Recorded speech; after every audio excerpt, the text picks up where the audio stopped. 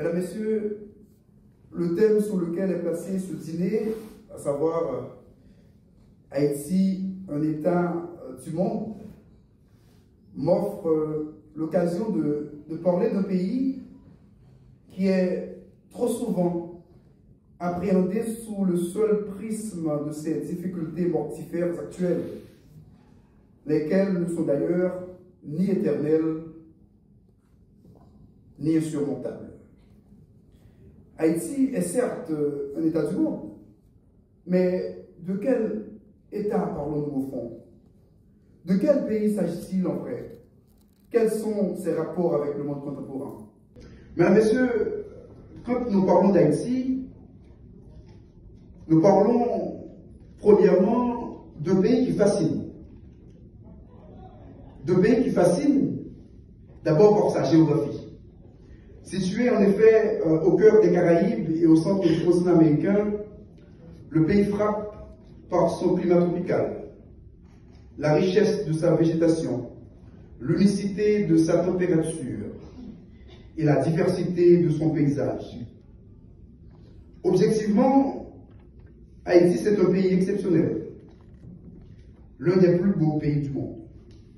Son emplacement entre la mer des Caraïbes et l'océan Atlantique Nord lui confère une position stratégique qui permettrait de tirer du canal de Panama un profit immense d'un État qui fascine, mais qui fascine par son histoire.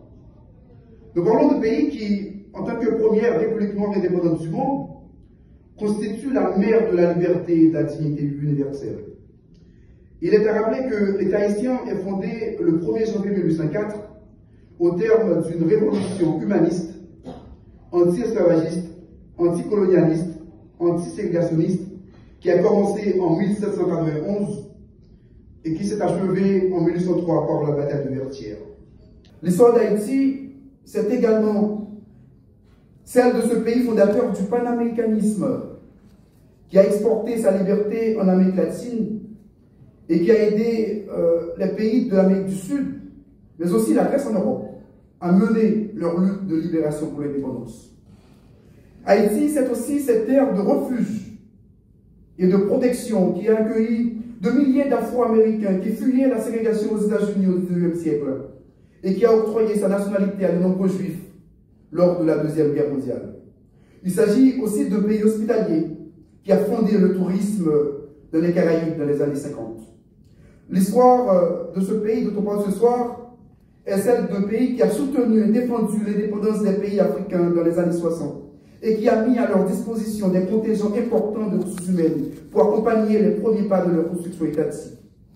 Quand nous parlons d'Haïti, nous parlons, troisièmement, d'un pays qui a contribué à institutionnaliser les relations internationales et à fonder le multilatéralisme contemporain en participant à la création d'un ensemble d'organisations régionales, continentales et internationales. À titre illustratif, je me limiterai à rappeler que la République d'Haïti faisait partie des 51 États ayant fondé l'Organisation des Nations Unies à San Francisco en 1945. Finalement, quand nous parlons d'Haïti, nous parlons d'un pays qui a l'une des littératures les plus actives et les plus dynamiques des Caraïbes. Les œuvres de nos écrivains, à l'instar de celles de l'immortel Daniel Ferrière, Hélène Trouillot, Yannick Laes, Franck Etienne, Mackenzie Orsel, Jean d'Amérique et je passe, sont connus dans le monde entier. Ce pays dont on parle ce soir, c'est aussi la patrie d'Anténo Firmin, auteur du brillant essai intitulé « De l'égalité des races humaines ».